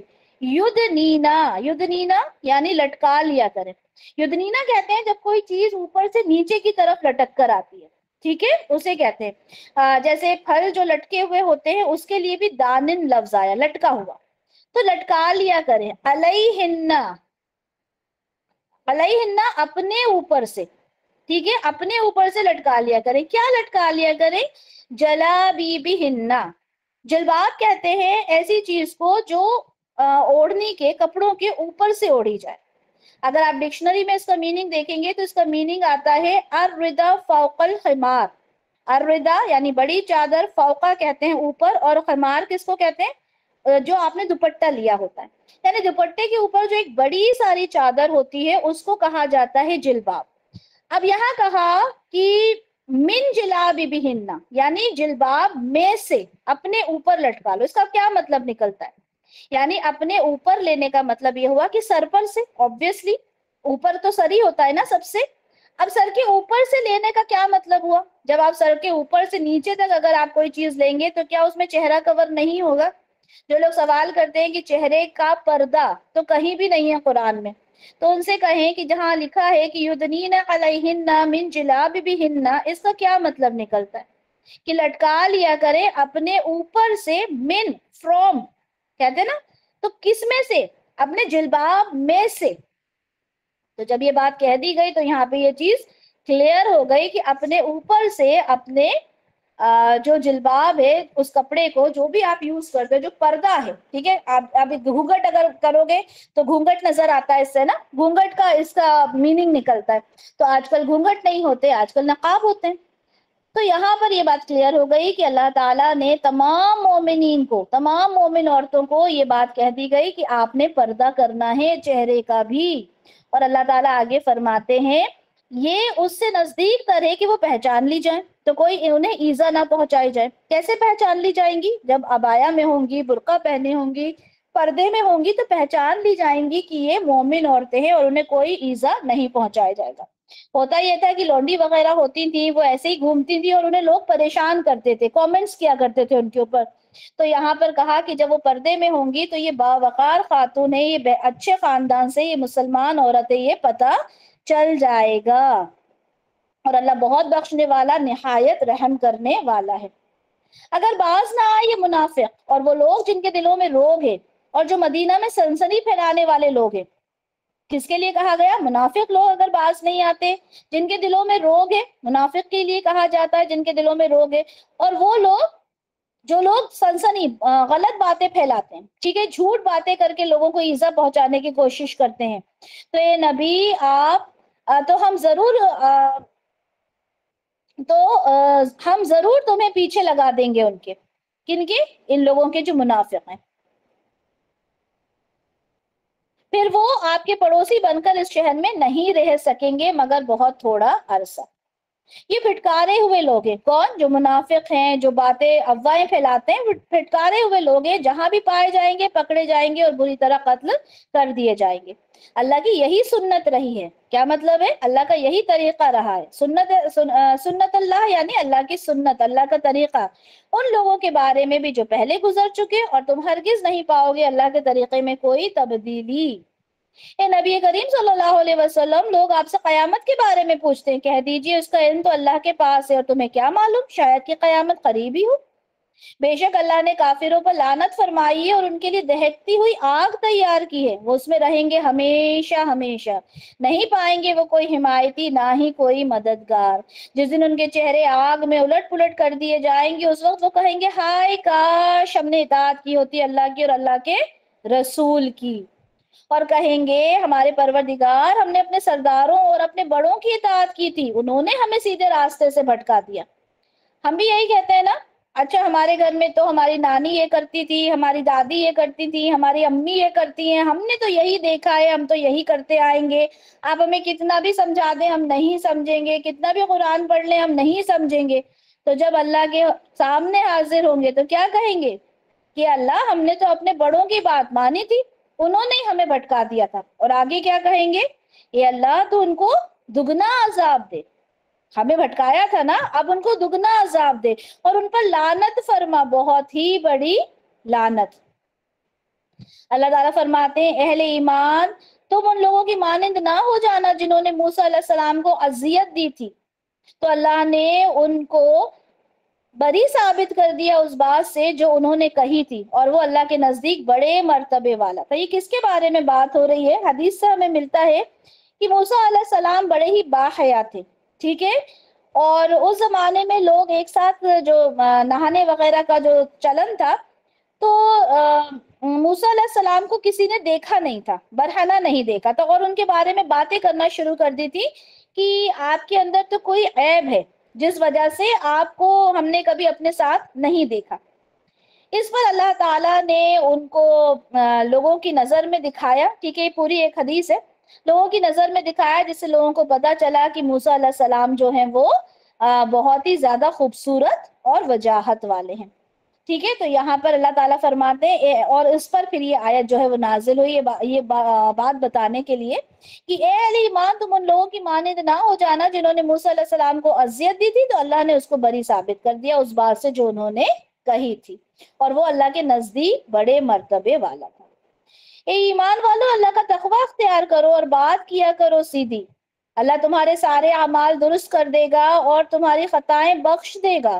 اور جو کوئی اللہ اور اس کے رسول کی اطاعت پر کاربند ہو گیا تو اس نے بہت بڑی کامیابی حاصل کر لی. اب دیکھیں کتنے بار اس جو آج کے لیکچر میں ہم نے دیکھا اطیع اللہ و اطیع الرسول، اللہ کی اطاعت کرو، اللہ کے رسول کی اطاعت کرو. جو کہتا ہے نا انسان کہ قرآن میں کہاں ہے، قرآن سے دکھائیے کہ قرآن میں یہ چیز موجود ہے. تو اللہ تعالیٰ سے خود کہہ رہے ہیں کہ اطیع اللہ و اطیع الرسول، اللہ کی اطاعت کرو، اللہ کے رسول کی اطاعت کرو، اپنے نام کے ساتھ وہ نام جوڑتے ہیں. تو پھر ہم یہ کیسے کہہ سکتے ہیں کہ قرآن میں ہے؟ نہیں، حدیث چھوڑیں، قرآن میں دکھائیں. تو قرآن میں ان کو یہ دکھایا کریں کہ جب اللہ تعالیٰ کہہ رہے ہیں کہ میرے رسول کی اطاعت کرو، جس طرح میرے رسول اٹھتے تھے اٹھا کرو، جس طرح بیٹھا کرتے تھے بیٹھا کرو، جس طرح کھایا کرتے تھے کھایا کرو. ٹھیک ہے، آیت نمبر 72، ہم نے اس امانت کو پیش کیا آسمانوں پر، زمین پر، پہاڑوں پر، تو ان سب نے انکار کر دیا اس کو اٹھانے سے، اور وہ ڈر گئے، اور انسان نے اسے اٹھا لیا، یقیناً وہ بڑا ظالم اور بڑا نادان تھا. اب یہ امانت اللہ تعالیٰ نے انسان کو دینے سے پہلے آسمان، زمین اور پہاڑوں کو دی. کیا امانت تھی؟ امانت کہا جاتا ہے کہ جو شریعت کے احکام ہیں، جزا اور سزا والی چیز ہے، یہ جو آپ کو وہ دیا گیا اختیار. لوگ کہتے ہیں نا جب قسمت میں سب کچھ لکھا ہے تو پھر ہم اچھا کریں یا برا کریں. نہیں، اللہ تعالیٰ نے شعور دیا ہے آپ کو اچھا اور برا سمجھنے کا. ٹھیک ہے، آپ کی جو ذمہ داریاں آپ کو دی گئی ہیں کہ کس طرح سے آپ نے کام کرنا ہے، اچھا کام کریں گے تو جزا، برا کام کریں گے سزا. ٹھیک ہے، یا پھر وہ خلافت جو اللہ تعالیٰ نے اپنے بندوں کو دی تھی، اللہ تعالیٰ نے اس کو یہ خلافت کس کو کہتے ہیں؟ ایک ریپرزنٹیٹیو بنا دینا، اسے خلیفہ کہتے ہیں، کہ اب تم نے اپنے حساب سے کام کرنا ہے۔ یا پھر کچھ مفسرین نے اسے روح بھی کہا، جو روح ڈالی گئی جس طرح سے وہ پھر اپنے حساب سے سوچ سمجھ کے کام کرتی ہے۔ تو یہ امانت بیسیکلی یہ ہوئی کہ اللہ تعالیٰ نے فرمایا کہ دیکھو ہم تمہیں شعور دے رہے ہیں، اچھا کرو برا کرو، اس کے حساب سے جزا سزا ملے گی۔ اب جب آسمان زمین اور پہاڑوں کو وہی امانت دی گئی اور انہوں نے دیکھا کہ بھائی یہ تو بڑا مشکل کام ہے، جزا تو ہے بہت اچھی ہے لیکن اس کی سزا یہ تو بڑی بری ہے، جو جہنم کے جو تذکرے ہیں وہ سن کر یہ گھبرا گئے، انہوں نے کہا نہیں اس امانت کو ہم نہیں لے سکتے۔ لیکن انسان نے دیکھا کہ ارے یہ تو بڑی، اس کی تو جزا بڑی اچھی ہے اور جنت ہے، نہریں ہیں، اتنا کچھ ہے، تو میں تو یہ لینے کے لیے تیار ہوں۔ اور اس نے بڑے ہی آسانی کے ساتھ اس امانت کو اٹھانے کے لیے وہ تیار ہو گیا۔ یقیناً وہ بڑا ظالم اور بڑا نادان تھا، اس کو سمجھ میں ہی نہیں آیا کہ میں کس امانت کو اٹھا رہا ہوں۔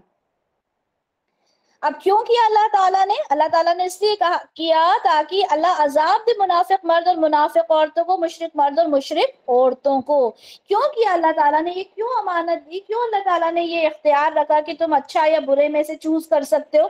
یہ جو لوگ سوال کرتے ہیں کہ قسمت کا، کہ ہمیں ہدایت دینا ہوگی تو دے دیں گے اللہ تعالیٰ، تو یہاں تو اللہ تعالیٰ کہہ رہے ہیں کہ ہم نے اس لیے یہ کام کیا تاکہ ہم عذاب دے منافق مرد منافق عورتوں کو، مشرک مرد مشرک عورتوں کو، اور اللہ رحمت کے ساتھ توجہ فرمائے مومن مرد اور مومن عورتوں پر۔ اور یقیناً اللہ بہت بخشنے والا، نہایت رحم کرنے والا ہے۔ تو یہاں پہ الحمدللہ سورہ احزاب ہماری کمپلیٹ ہوتی ہے۔ سورہ سبا کی طرف چلتے ہیں۔ سورہ سبا مکی سورہ ہے، 54 آیات ہے، 6 رکوع پر مشتمل ہے یہ سورہ۔ اور اس میں اگر ہم دیکھیں تو جو کفار کے اعتراضات تھے جو ہمیشہ رسول اللہ سے کیا کرتے تھے، ان کے جواب اس میں دیے گئے۔ اور اس میں 2 تہذیب کا کمپیریزن کیا گیا، ایک تو داؤد علیہ السلام اور سلیمان علیہ السلام کی جو سلطنت بادشاہت تھی، ہم پہلے بھی پڑھ کر آئے ان کے بارے میں، وہ، اور قوم سبا سے آپ لوگوں کو یاد ہے کس کے بارے میں ہم نے بات کی تھی کچھ ٹائم پہلے؟ قوم سبا کی ایک ملکہ تھی، یاد ہوگا آپ لوگوں کو، ٹھیک ہے، جس کے ہم نے عرش کی بات کی تھی، وہ اسی قوم سے تھی۔ تو یہ وہ قوم تھی جس نے اللہ تعالیٰ کی نافرمانی کی۔ تو 2 قوم کا کمپیریزن کیا گیا، 2 قوموں کو بتایا گیا کہ ایک تو اللہ کے شکر گزار تھے اور ایک اللہ کے ناشکر تھے، اور ناشکروں کا کیا ہوا انجام وہ ہم دیکھیں گے۔ آیت نمبر 1، کل حمد اور کل شکر اس اللہ کے لیے ہے جس کی ملکیت ہے ہر وہ شے جو آسمانوں اور زمینوں میں ہے، اور آخرت میں بھی اس کے لیے حمد ہوگی، وہ کمال حکمت والا ہر چیز سے باخبر ہے۔ آیت نمبر 2، وہ جانتا ہے جو کچھ زمین میں داخل ہوتا ہے، جو کچھ اس سے نکلتا ہے، جو کچھ آسمان سے نازل ہوتا ہے، جو کچھ اس میں چڑھتا ہے، وہ نہایت رحم کرنے والا، بخشنے والا ہے۔ آیت نمبر 3، یہ کافر کہتے ہیں کہ ہم پر قیامت کبھی نہیں آئے گی۔ اے نبی آپ کہیے کیوں نہیں؟ میرے رب کی قسم جو تمام پوشیدہ چیزوں کو جاننے والا ہے، وہ تم پر ضرور آ کر رہے گی۔ اس سے پوشیدہ نہیں رہ سکتی ذرہ برابر بھی کوئی چیز، نہ آسمانوں میں نہ زمین میں، اور نہ کوئی اس سے چھوٹی چیز نہ بڑی، مگر وہ ایک روشن کتاب میں لکھی ہوئی موجود ہے۔ کون سی ہے روشن کتاب؟ اللہ تعالیٰ کے پاس ہر ایک چیز لکھی ہوئی ہے، چھوٹی سے چھوٹی اور بڑی سے بڑی، تاکہ وہ جزا دے ان لوگوں کو جو ایمان لائے اور جنہوں نے نیک اعمال کیے۔ یہی لوگ ہیں جن کے لیے آخرت میں مغفرت بھی ہوگی اور بہت باعزت روزی بھی۔ اب جو لوگ یہ کہتے ہیں کہ قیامت نہیں آئے گی، کیوں آنا قیامت کو، تو اور کیا ہوگا اس سے، تو اللہ تعالیٰ فرما رہا ہے تاکہ وہ جزا دے ان لوگوں کو جو ایمان لائے۔ اگر رزلٹ ڈکلیئر ہی نہیں ہوگا، اگر ایک سیلیبریشن جیسے بچوں کا ہوتا ہے، جس دن رزلٹ ملتا ہے، بچے خوشی خوشی جاتے ہیں، رزلٹ لیتے ہیں، پیرنٹس بھی بڑے خوش ہوتے ہیں، اگر وہ دن نہ ہو تو کیا بچے محنت کریں گے؟ اگر ان کو سرٹیفکیٹس نہ دیے جائیں، ان کے رزلٹ نہ بتائے جائیں، تو کیا وہ محنت کریں گے؟ ہرگز نہیں کریں گے۔ ہمارے سب کے بچے ہم جانتے ہیں، جب بچے کا رزلٹ آتا ہے بچہ کتنا خوش ہوتا ہے۔ اسی طرح سے انشاءاللہ ہم بھی بہت خوش ہوں گے جب آخرت میں ہمارا رزلٹ ملے گا۔ ہم یہ ساری جو محنت کر رہے ہیں، یہ دوڑ دھوپ کر رہے ہیں، کس کے لیے کر رہے ہیں؟ آخرت کے لیے تو کر رہے ہیں نا، کیونکہ یہ تھوڑی سی زندگی ہے، لیکن آخری ہماری زندگی، ہمارا جو ڈیسٹینیشن ہے وہ کیا ہے؟ وہ تو آخرت ہے نا، تو اللہ تعالیٰ کہہ رہے ہیں کہ ان کو آخرت میں ہم اس کی جزا دیں گے۔ اور جو لوگ ہماری آیات کو شکست دینے کے لیے کوشاں رہے، ان کے لیے بدترین قسم کا دردناک عذاب ہے، تاکہ دیکھ لیں وہ لوگ جنہیں علم دیا گیا ہے، آپ پر جو چیز نازل کی گئی ہے آپ کی رب کی طرف سے وہ حق ہے اور رہنمائی کرتی ہے نہایت غالب لائق حمد ثنا ہستی کے راستے کی طرف سے۔ اور یہ کافر کہتے ہیں کہ ہم تمہیں ایک ایسے شخص کے بارے میں بتائیں جو تمہیں یہ خبر دیتا ہے کہ جب تم مٹی میں مل جاؤ گے، بالکل ریزہ ریزہ ہو جاؤ گے، تو پھر تمہیں از سر نو پیدا کر دیا جائے گا۔ اب یہ لوگ جو تھے، جو اس بات کو مانتے نہیں تھے، وہ کیا کہتے تھے دوسروں سے کہ دیکھو یہ ایک ایسا شخص ہے، کیسی باتیں کرتا ہے عجیب عجیب سی، کہ مرنے کے بعد ہم دوبارہ زندہ ہو جائیں گے۔ ماننے کو تیار ہی نہیں ہوتے تھے کہ مرنے کے بعد بھی دوبارہ زندہ ہو سکتے ہیں۔ اب کہتے تھے کیا اس نے جھوٹ باندھا ہے اللہ پر؟ یا دو کنڈیشنز ہو سکتی ہیں، یا تو وہ جھوٹا ہے، لیکن دیکھیں اللہ تعالیٰ نے خود بتا دیا نا کہ رسول اللہ جو تھے وہ بہت ہی سچے انسان تھے، تمام لوگ ان کی بات کو مانتے تھے۔ تو اب یہاں پہ انہوں نے کہا کیا اس نے جھوٹ باندھا ہے اللہ پر، ایک کنڈیشن۔ دوسری کنڈیشن، یا اسے جنون ہو گیا، ٹھیک ہے، معاذ اللہ وہ جنون میں آ گیا ہے، دیوانہ ہو گیا ہے۔ تو اللہ تعالیٰ فرماتے ہیں بلکہ وہ لوگ جو آخرت پر ایمان نہیں رکھتے وہ عذاب میں اور دور کی گمراہی میں مبتلا ہیں۔ اللہ نے اس بات کا جواب دے دیا۔ آیت نمبر 9، تو کیا انہوں نے دیکھا نہیں جو ان کے سامنے ہے، جو کچھ ان کے پیچھے ہے، زمین اور آسمانوں میں سے اگر ہم چاہیں تو انہیں زمین میں دھسا دیں یا ان پر آسمان کا کوئی ٹکڑا گرا دیں، یقیناً اس میں نشانی ہے ہر اس بندے کے لیے جو اللہ کی طرف رجوع کرنے والا ہے۔ اب یہاں پہ داؤد علیہ السلام کے بارے میں ہم دیکھتے ہیں آیت نمبر 10 میں، اور ہم نے داؤد کو اپنی طرف سے خاص فضل عطا کیا تھا، ہم نے حکم دیا اے پہاڑوں تم تسبیح کو دہراؤ اس کے ساتھ، اور پرندوں کو بھی یہی حکم دیا تھا، اور ہم نے اس کے لیے لوہے کو نرم کر دیا تھا۔ کیا فضل تھا داؤد علیہ السلام کو جو اللہ تعالیٰ نے دیا تھا؟ بادشاہت دی تھی، حکمت دی تھی، علم دیا تھا، واضح بات کرنے کی صلاحیت ان کو بخشی تھی، پہاڑوں کو پرندوں کو ان کے لیے مسخر کر دیا تھا، صالح اولاد سے ان کو نوازا تھا، زمین میں خلافت ان کو دی تھی، ٹھیک ہے، عبادت میں بھی آپ بہت آگے تھے، آپ بہت خوش آواز تھے، آپ کی آواز جب جو تھی، جب آپ اللہ کی جو حمد و ثنا بیان کرتے تھے تو پہاڑ اور پرندے بھی آپ کے ساتھ اس کو دہرایا کرتے تھے، ٹھیک ہے۔ تو یہاں پہ اللہ تعالیٰ اسی کے بارے میں بتا رہے ہیں کہ پرندے اور جو پہاڑ تھے وہ بھی آپ کی تسبیح ساتھ میں پڑھا کرتے تھے۔ اور کیا کہا؟ اور یہ بھی کہا کہ جو لوہا تھا وہ نرم کر دیا، ٹھیک ہے۔ اب لوہا کس کام آتا تھا؟ آیت نمبر 11 میں ہے کہ کشادہ زرہیں بناؤ اور کڑیاں ملانے میں ٹھیک ٹھیک اندازہ رکھو، اور تم سب نیک اعمال کرو، تو تم جو کچھ کر رہے ہو یقیناً میں اسے دیکھ رہا ہوں۔ کیا کر کام تھا لوہے کا؟ ہم نے پہلے بھی پڑھا تھا کہ داؤد علیہ السلام تھے جنہوں نے جو زرہیں ہوتی ہیں، جو یہ سب جنگ وغیرہ میں جو پوشاک ہوتی ہے، ٹھیک ہے، اس کو بنانے کا کام کس سے شروع ہوا تھا؟ داؤد علیہ السلام سے۔ تو اللہ تعالیٰ نے لوہا ان کے لیے نرم کر دیا تھا تاکہ وہ اس سے بہت اچھے طریقے سے زرہیں بنائیں۔ اور سلیمان علیہ السلام کے لیے ہوا کو مسخر کر دیا تھا، اس کا صبح کو چلنا بھی 1 ماہ کا سفر تھا اور اس کا شام کا چلنا بھی 1 ماہ کا سفر تھا۔ جیسے آج ہم دیکھیں، ہم پلین میں بیٹھتے ہیں، ٹھیک ہے، کچھ ہی منٹوں میں، ٹھیک ہے، یا پھر کچھ گھنٹوں میں ہم ایک جگہ سے دوسری جگہ بآسانی پہنچ جاتے ہیں۔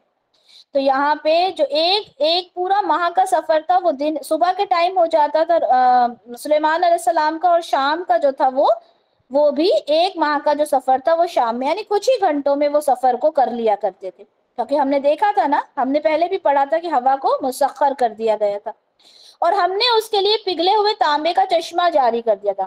داؤد علیہ السلام کو کیا دیا تھا؟ لوہا نرم کر کے دیا تھا، اور یہاں پہ تانبے کے بارے میں بات کی جا رہی ہے، سلیمان علیہ السلام کو تانبے کا چشمہ جاری کر کے دیا تھا۔ اور کچھ جن بھی تھے جو ان کے تابع تھے۔ اب جن جو تابع تھے کیا کرتے تھے؟ جو اس کے سامنے کام کرتے تھے اس کے رب کے حکم سے، اور ان میں سے جو کوئی بھی ہمارے حکم سے ستابی کرتا اسے ہم جلا دینے والا عذاب چکاتے۔ یعنی کوئی بھی اگر سلیمان علیہ السلام کی بات کو ماننے سے انکار کرتا تو اللہ تعالیٰ کہتے ہیں کہ ہم اس کو عذاب بھی دیتے تھے۔ وہ بناتے تھے اس کے لیے جو وہ چاہتا تھا۔ اب یہ جنات کیا کرتے تھے تابع ہو کر؟ جو بھی سلیمان علیہ السلام چاہتے تھے ان کے لیے یہ جنات بنایا کرتے تھے، بڑی بڑی عمارتیں، مجسمے، تالابوں کی مانند بڑے بڑے لگن، بڑی بڑی دیگیں، ٹھیک ہے، اتنی بڑی بڑی دیگیں ہوتی تھیں جو ایک جگہ مستقل پڑی رہتی تھیں، اس میں کھانے بنتے تھے۔ یہ داؤد کے گھر والوں یعنی سلیمان علیہ السلام سے کہا جا رہا ہے عمل کرو شکر ادا کرتے ہوئے، یعنی یہ جو نعمتیں ہم نے دی ہیں اس کے لیے اللہ کا شکر ادا کرو، اور میرے بندوں میں شکر کرنے والے کم ہی ہیں۔ یعنی اللہ تعالیٰ جب نوازتا ہے لوگوں کو، لوگ کیا کرتے ہیں؟ شکر کرنا کم کر دیتے ہیں۔ یہاں پہ کہا جا رہا ہے کہ اللہ کے بندوں اللہ کا شکر ادا کیا کرو جب اللہ تعالیٰ تمہیں نعمتوں سے نوازو۔ اب اس کے بعد آیت نمبر 14 میں یہ ہے کہ سلیمان علیہ السلام جب ان کا انتقال ہوا تو آپ عصا جو ہوتا ہے نا، عصا سے ٹیک لگائے کھڑے تھے، اور اسی حالت میں ملک الموت، وہ تو ہر کہیں ہر کبھی آ جاتی ہے نا، تو آپ کی روح قبض کر کے آپ کی روح قبض ہو گئی۔ اب آپ ٹیک لگا کے کھڑے ہوئے تھے عصا پر، اور اس پہ ٹیک لگائے کھڑے رہے۔ جنات جو تھے وہ کام کر رہے تھے اور بڑا ہی ڈرتے تھے سلیمان علیہ السلام سے۔ اب انہیں یہ بھی نہیں پتا چلا کہ سلیمان علیہ السلام کا انتقال ہو گیا۔ اب وہ کام کرتے رہے اور دیکھتے رہتے تھے کہ سلیمان علیہ السلام سامنے کھڑے ہیں۔ اب عصا کس کا ہوتا ہے؟ لکڑی کا ہوتا ہے، تو لکڑی کو کیا ہوا؟ دیمک نے کھا لیا۔ جب لکڑی کو دیمک نے کھایا تو وہ لکڑی سے ٹیک لگا کے کھڑے تھے، اور وہ جو تھے سلیمان علیہ السلام کا جو جسم تھا وہ گر گیا۔ تب ان لوگوں کو پتا چلا جنات کو کہ سلیمان علیہ السلام کا تو انتقال ہو چکا ہے۔ تو یہاں پر یہ بھی بتایا گیا کہ دیکھو جنات کو علم نہیں ہوتا غیب کا، جو لوگ کہتے ہیں نا کہ جنات کو غیب کا علم ہوتا ہے، تو ہرگز نہیں، ان کو بھی اتنا ہی علم ہوتا ہے جتنا اللہ تعالیٰ دے دیتے ہیں۔ آیت پڑھ لیتے ہیں۔ پھر جب ہم نے اس پر موت طاری کر دی کہ کسی نے ان کو اس کی موت سے آگاہ نہ کیا، یعنی جنات کو، مگر زمین کے کیڑے نے یعنی دیمک نے جو اس کے عصا کو کھاتا تھا، پھر جب وہ گر پڑا تو جنوں پر واضح ہو گیا کہ اگر وہ غیب جانتے ہوتے تو اس ذلت کے عذاب میں نہ پڑتے۔ اب یہاں پہ آیت نمبر 15 سے ہم دیکھیں گے کہ قوم سبا کے بارے میں بات ہو رہی ہے۔ قوم سبا میں ہم وہ جو ملکہ تھی بلقیس، اس کے بارے میں بھی ہم پڑھ چکے پہلے۔ اب یہاں پر یمن کے علاقے میں یہ قوم جو تھی یہ آباد تھی، اور یہ پہاڑی علاقوں میں جو بند ہوتے ہیں، ڈیمز جن کو بولتے ہیں، اس کی وہ تعمیر کرتے تھے، اور اس سے کیا ہوتا تھا کہ نہریں نکلتی تھیں، اور پوری جگہ جو تھی وہ بڑی ہی کہہ سکتے ہیں کہ پروگریسو جو قوم تھی وہ، ٹھیک ہے، کیونکہ پانی بہت زیادہ تھا، ڈیمز انہوں نے کنسٹرکٹ کیے تھے، ہر جگہ سبزہ وہاں پر ہوتا تھا، اور بہت زیادہ ان کے جو بستیاں تھیں وہ جیسے بہت ہی ماڈرن سٹیز ہوتی ہیں اس طرح سے انٹر کنیکٹڈ وہ سٹیز تھی، ٹھیک ہے، اور وہاں پہ کوئی بھی اس طرح کا صحرا نہیں تھا، وہاں پہ کوئی لوٹ مار نہیں تھی، بہت امن والی جگہ تھی، ٹھیک ہے۔ تو اتنی نعمتیں اللہ تعالیٰ نے انہیں دی ہوئی تھی، لیکن اس کے باوجود انہوں نے کیا کیا؟ اللہ تعالیٰ کی ان نعمتوں کو جھٹلایا۔ اللہ تعالیٰ فرماتے ہیں اسی طرح قوم سبا کے لیے بھی ان کے مسکن میں ایک نشانی موجود تھی، 2 باغات کے سلسلے دائیں اور بائیں طرف، کھاؤ اپنے رب کے رزق میں سے اور اس کا شکر ادا کرو، تمہارا شہر بہت پاکیزہ اور تمہارا رب بہت بخشنے والا ہے۔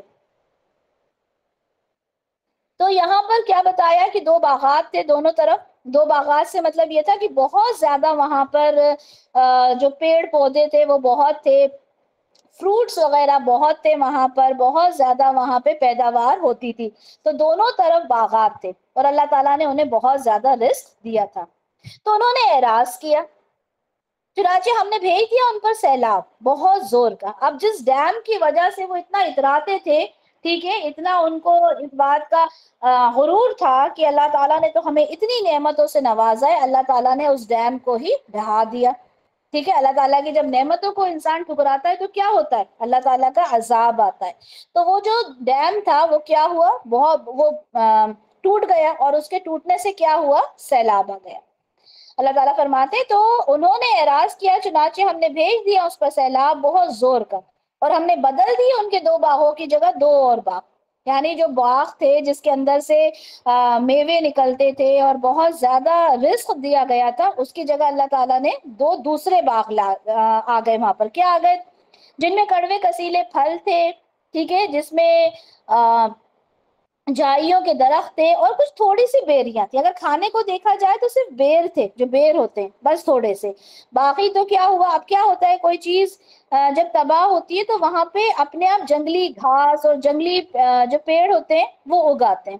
تو یہ اس طرح کی کچھ چیزیں اگائی تھی، کچھ بیریاں تھی، لیکن جو ان کو رزق، ان کو جو میوہ وغیرہ جو ملتی تھی وہ سب اللہ تعالیٰ نے ختم کر دی. کیوں؟ کیونکہ انہوں نے اعراض کیا. یہ بدلہ دیا ہم نے ان کو ان کی کفرانی نعمت کی وجہ سے، اور ہم ایسا برا بدلہ نہیں دیتے مگر ناشکر لوگوں کو. اب اللہ تعالیٰ نے خود ہی اس کی ریزن بھی بتا دی. ہم نے ان کے علاقے اور ان بستیوں کے درمیان جنہیں ہم نے برکت عطا کر دی تھی واضح نظر آنے والی بستیاں قائم کی تھی. جو میں نے کہا نا انٹر کنیکٹڈ سٹیز تھی، یعنی ایسی بستیاں تھیں جو ایک دوسرے کو نظر آتی تھی. ایسا نہیں تھا کہ بیچ میں جنگل ہے، بیچ میں صحرا ہے، چلنے جا رہے ہیں تو سمجھ میں ہی نہیں آ رہا کہاں جائیں گے، بلکہ نظر آنے والی بستیاں تھیں. اور ہم نے اندازہ مقرر کر دیا تھا ان میں سفر کرنے کا. اب جیسے ہمیں ایک جگہ سے دوسری جگہ جانا ہے تو ہمیں معلوم ہوتا ہے کہ کتنا سفر لگے گا، کتنے گھنٹے لگیں گے. 4 گھنٹے کا سفر ہے، ٹھیک ہے، اوور نائٹ جرنی ہے، ہمیں معلوم ہوتا ہے. ٹھیک ہے، اور اگر ایسے ہی اگر ہمیں کہیں بھی چھوڑ دیا جائے، جنگل ہے، کچھ سمجھ میں نہیں آئے تو ہمیں معلوم نہیں ہوتا. تو اللہ تعالیٰ کہہ رہے ہیں کہ وہ اس طرح کی بستیاں تھیں کہ اندازہ بھی مقرر کر لیتے تھے کہ اتنے گھنٹے میں ہم ایک شہر سے دوسرے شہر پہنچ جائیں گے. ہم نے انہیں کہہ دیا تھا کہ تم سفر کرو اس میں رات کو بھی اور دن میں بھی امن کے ساتھ، یعنی امن والا شہر تھا، رات میں بھی کوئی پریشانی نہیں تھی. تو انہوں نے کہا یہ ہمارے پروردگار ہمارے سفروں کے درمیان دوری پیدا کر دے. یعنی یہ جو سفر ہے اتنے آسان ہے، ایک بستی سے نکلو دوسری بستی آ جاتی ہے، یہ تو بڑا آسان سا کام ہے، ہمیں تو ایڈونچر چاہیے. اب اسی کو اگر ہم دیکھیں کہ انسان جب کام کرتا ہے، ٹھیک ہے، روزگار سے لگا ہوتا ہے تو کیا بولتا ہے کہ بھیا بہت کما لیا، اب تو بہت تھک گیا. کہتا ہے نا کہ ارے اب تو چھٹی مل جائے، بہت تھک گیا. یا پھر اولاد کو جب پریشان کرتی ہے تو کیا کہتے ہیں، بھائی جس سے تمہیں بے اولاد ہی اچھی تھی. ٹھیک ہے. یا پھر ہم بہت کچھ عبادت کر رہے ہیں تو ہم بولے ارے بھیا اس عبادت سے تو ہمارا دل جو ہے وہ تھک چکا. ٹھیک ہے. یا ہم کہیں اچھی جگہ گھومنے گئے، ہم بولتے ہیں ارے بھائی یہ کیا، یہ سب یہ پہاڑ دیکھنا، جھرنے دیکھنا کچھ پسند نہیں آ رہا، بھائی گھر جانا ہے. تو اللہ تعالیٰ جب نعمتوں سے نوازتا ہے تو انسان اس طرح سے انہیں ٹھکرا دیتا ہے. ٹھیک ہے. تو انہوں نے کہا کہ ہمارے پروردگار ہمارے سفروں کے درمیان دوری پیدا کر دے، اور انہوں نے اپنی جانوں پر ظلم کیا تو ہم نے انہیں کہانیاں بنا دیا. کہتے ہیں نا ونس اپون اے ٹائم، کہانیاں بنا دیا، قصے بن کے رہ گئے کہ قوم سبا ایک قوم ہوا کرتی تھی. اللہ تعالیٰ نے اس طرح سے انہیں تباہ اور برباد کر دیا. اس لیے ہمارے الفاظ جو ہم یوز کرتے ہیں یا اللہ سے جو ہم باتیں کرتے ہیں یا اللہ سے جو ہم دعائیں کرتے ہیں انہیں بہت سوچ سمجھ کر کیا کریں. ٹھیک ہے. اور انہیں ٹکڑے ٹکڑے کر کے رکھ دیا، یعنی صرف برباد نہیں کیا بلکہ پوری طرح سے ٹکڑے ٹکڑے کر دیا. یقیناً اس میں نشانیاں ہیں اس شخص کے لیے جو بڑا صبر کرنے والا اور شکر کرنے والا ہے. اللہ کا ہر لمحہ شکر ادا کریں. اگر ہمیں اللہ تعالیٰ نے یہ سعادت دی ہے کہ ہم اس قرآن کو سمجھنے والے بن رہے ہیں تو ہم اس کا شکر ادا کریں کہ اللہ تعالیٰ تو نے ہمیں یہ سعادت نصیب فرمائی. اگر ہمیں اولاد ہے تو ہم اپنی اولادوں کا شکر ادا کریں کہ اللہ تعالیٰ تو نے ہمیں اولادیں میسر کی. تو ہر چیز کا شکر ادا کرنا ہے. اور یقیناً ابلیس نے ان کے بارے میں اپنا گمان سچ کر دکھایا تو ان سب نے اس کی پیروی کی سوائے مومنین کی ایک جماعت نے. کیا سچ کر دکھایا ابلیس نے، کیا گمان کیا تھا؟ ابلیس نے کہا تھا کہ میں جہنم کو ان آپ کے جو بندے آپ بنا رہے ہیں نا، جب آدم علیہ السلام کو بنایا تھا تو وعدہ لیا تھا ابلیس نے کہ میں ان لوگوں سے جہنم کو، یہ جو جہنم ہے نا ان لوگوں سے بھری جائے گی، میں ان کو اتنا بہکاؤں گا. تو اللہ تعالیٰ کہہ رہے ہیں کہ ابلیس تو اپنے وعدے میں بڑا ہی پکا رہا، اس نے جو چاہا وہ کیا. لیکن آگے اللہ تعالیٰ یہ بھی فرماتے ہیں کہ ایک گروہ اس میں سے ایسا تھا جو مومنین کا ہے. مومن بندے کو کبھی بھی ابلیس نہیں بہکا سکتا، اور اس کو تو ان پر کوئی اختیار حاصل تھا ہی نہیں. ابلیس کا اختیار نہیں ہے کسی کے اوپر، مگر یہ کہ ہم دیکھ لیں کہ کون ہے جو آخرت پر یقین رکھتا ہے ان لوگوں میں سے جو اس کے متعلق شک میں ہے. دیکھیں ایک چیز تو ہوتی ہے یقین کرنا اور ایک چیز ہوتی ہے نہیں ماننا، لیکن ان دونوں کے بیچ میں ایک چیز ہوتی ہے شک میں پڑنا. آخرت پتہ نہیں کیسی ہوگی، ہوگی کہ نہیں ہوگی، مریں گے تو پتہ نہیں کیا ہوگا، اچھا پتہ نہیں فرشتے آتے ہوں گے تو کیا ہوگا. اب یہ نہیں ہے کہ یقین نہیں کر رہے، ٹھیک ہے، اب ایک کنفیوژن ہے، ایک ڈاؤٹ ہے تو یہ ڈاؤٹ بھی مسلمان کو، ایک مومن کو نہیں ہوتا۔ قرآن میں اگر ہم نے پڑھ لیا کہ مر کے ہم جائیں گے، قبر کے عذاب ہوں گے، جنت جہنم کا ہمارے لیے فیصلہ کیا جائے گا، تو ہمارا اس پر اعتبار ہے، یقین ہے، 100% یقین ہے۔ تو اللہ تعالیٰ فرماتے ہیں کہ جن لوگوں نے اس پہ جو شک تھا نا، ان لوگوں کو ہی وسوسے ڈالتا ہے شیطان، ہر کسی کو نہیں ڈالتا۔ اور آپ کا پروردگار ہر چیز پر نگران ہے، اللہ تعالیٰ تو ہر چیز کو دیکھنے والا ہے۔ اے نبی، ان مشرکین سے کہیے کہ تم بلاؤ ان کو جنہیں تم معبود گمان کرتے ہو اللہ کے سوا۔ وہ ذرہ برابر بھی اختیار نہیں رکھتے، نہ آسمان میں، نہ ہی زمین میں، نہ ہی دونوں زمین اور آسمان میں سے ان کا کوئی حصہ ہے، اور نہ ہی ان میں سے کوئی اس کا مددگار ہے۔ اور نہ نفع دے گی ان کے یہاں کوئی سفارش مگر اسی کے حق میں جس کے لیے اس نے اجازت دی ہو۔ یہ بات بار بار آتی ہے، ٹھیک ہے، سورہ بقرہ میں بھی ہم نے اس بارے میں پڑھا، اور جب سے لے کے ابھی تک کئی باری ہم نے یہ چیز پڑھی کہ سفارش قبول کی جائے گی، لیکن صرف اس کی جس کی اللہ تعالیٰ اجازت دیں گے۔ ایسا نہیں ہے کہ ہر کوئی کسی کی سفارش کر دے، ماں بیٹے کی کر دے، بیٹا ماں کی کر دے، نہیں، بلکہ جس کے لیے اللہ تعالیٰ اجازت دیں گے۔ یہاں تک کہ جب گھبراہٹ دور کر دی جاتی ہے ان کے دلوں سے، وہ پوچھتے ہیں تمہارے رب نے کیا فرمایا؟ وہ کہتے ہیں کہ اس نے جو کچھ فرمایا وہ حق ہے، اور وہ بہت بلند اور بالا اور بہت بڑا ہے۔ یہ فرشتوں کے بھی گفتگو ہو سکتی ہے کہ اتنی ہیبت ہوگی اس وقت، اور جب سفارش کا حکم مل جائے گا اس کے بعد وہ کہیں گے کہ بھئی کیا بنا، کیا ہوا، سوال کریں گے، اتنے ہیبت میں ہوں گے، اتنے ڈرے ہوئے ہوں گے کہ سمجھ ہی نہیں پائیں گے کہ کیا ہوگا۔ پھر جب وہ ہیبت جاتی رہے گی تب وہ آپس میں سوال کریں گے۔ یا یہ بھی ہو سکتا ہے کہ ایک سفارش جس کی جا رہی ہے، اور جو سفارش کا جس نے سفارش کی، ہو سکتا ہے ان کا بھی یہ کانورسیشن ہو سکتا ہے۔ آپ ان سے پوچھئے کہ کون ہے جو تمہیں رزق بہم پہنچاتا ہے آسمانوں سے اور زمینوں سے۔ یہی سوال ہم کر سکتے ہیں آج بھی کہ تمہیں جو رزق ملتا ہے کون دیتا ہے؟ آپ ان سے کہیے کہ اللہ، یعنی اگر وہ کوئی اور جواب دے تو ان سے کہو اللہ ہے جو تمہیں رزق دیتا ہے، اور یقیناً ہم یا تم یا تو ہدایت پر ہیں یا کھلی گمراہی میں۔ آپ دیکھیں نا، اگر آپ اللہ پہ ایمان رکھتے ہو، سامنے والا نہیں رکھتا، تو آپ اس سے کہہ سکتے ہو، آپ جب ساری دلیلیں اس کو دے دو، جب ساری دلیلیں اس کو دے دو تو آپ یہ کہہ سکتے ہو کہ بھئی یا تو تم ہدایت پر ہو یا میں، یعنی میں نے اپنی طرف سے سارا کام کر دیا۔ آپ کہیے کہ تم سے نہیں پوچھا جائے گا ہمارے جرائم کے بارے میں، اور نہ ہی ہم سے پوچھا جائے گا تمہارے اعمال کے بارے میں۔ کیا مطلب ہوا اس کا؟ کہ جو کچھ ہم کر رہے ہیں، اگر تم کو یہ لگتا ہے کہ یہ سب غلط ہے، یہ سب جرم ہے، تو ٹھیک ہے، تم سے تو نہیں پوچھا جائے گا نا ہم جو کچھ کرتے ہیں، اور نہ ہی ہم سے پوچھا جائے گا جو کچھ تم کرو۔ ٹھیک ہے، تمہیں جو کرنا ہے تم کرو۔ آپ کہہ دیجئے کہ ہمارا رب ہم سب کو ایک دن جمع کرے گا، پھر وہ فیصلہ کر دے گا ہمارے درمیان حق کے ساتھ، اور وہ خوب فیصلہ کرنے والا، خوب جاننے والا ہے۔ اب رسول اللہ کو تو کہہ دیا کہ بس آپ یہ باتیں بتا دیجئے، ماننا نہیں ماننا کس کے ذمہ ہے؟ لوگوں کے ذمہ۔ آج ہم بھی یہ کہہ سکتے ہیں، ہم بھی جب دعوت کا کام کرتے ہیں تو کیا کریں؟ سب سے پہلے یہی بتائیں نا کہ ہم جو اس دنیا کو گزار رہے ہیں اس کا ریئل موٹیو کیا ہے، پرپس کیا ہے اس دنیا میں آنے کا؟ اللہ کی عبادت کرنا۔ ہم کسی اور کام کے لیے نہیں آئے، ہم صرف اللہ کی عبادت کے لیے یہاں پر موجود ہوئے ہیں۔ آپ کہہ دیجئے کہ ذرا مجھے دکھاؤ تو وہ معبود جنہیں تم نے شریک بنا کر ان کے ساتھ ملا رکھا ہے۔ کوئی نہیں، بلکہ وہی اللہ ہے، بہت زبردست، نہایت حکمت والا۔ دکھاؤ تو کون ہے وہ معبود؟ نہیں دکھا سکیں گے۔ اور اے نبی، ہم نے نہیں بھیجا آپ کو مگر تمام بنی نوع انسانی کے لیے بشیر اور نذیر بنا کر، لیکن اکثر لوگ جانتے ہی نہیں۔ اب یہاں پہ رسول اللہ صلی اللہ علیہ وسلم کے لیے کیا کہا گیا کہ آپ کو تمام لوگوں کے لیے بشیر اور نذیر بنا کے بھیجا ہے، صرف مسلمانوں کے لیے نہیں، صرف عرب کے لوگوں کے لیے نہیں، تمام لوگوں کے لیے، جتنے بھی انسان ہیں، بلکہ جنات کے لیے بھی رسول اللہ کو رسول بنا کر بھیجا گیا۔ ٹھیک ہے، لیکن اکثر لوگ جانتے ہی نہیں ہیں، سمجھنے کی کوشش ہی نہیں کرتے، اور وہ پوچھتے ہیں کب پورا ہوگا یہ وعدہ اگر تم سچے ہو۔ مشرکین جو تھے وہ بات کو ماننے کے لیے تو تیار ہوتے ہی نہیں تھے، اور کہتے تھے کب آئے گا عذاب؟ وہی بات جو پہلے کے انبیاء سے، پہلے کے رسولوں سے کہی گئی تھی، وہی یہ بھی پوچھتے تھے کہ بتائیں کب آئے گا۔